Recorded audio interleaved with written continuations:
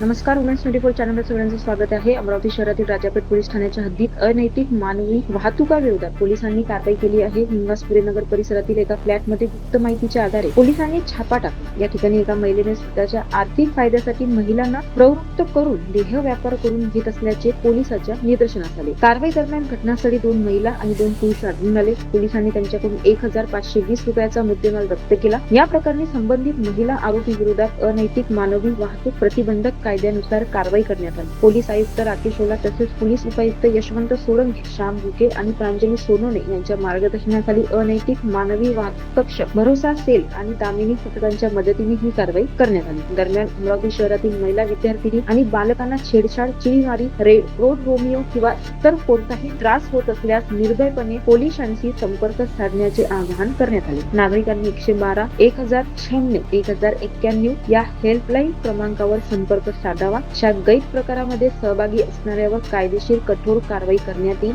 इशारा पोलिसांनी दिला आहे. अशाच घडामोडीसाठी बघत राहा वुमेन्स 24 चॅनल. धन्यवाद.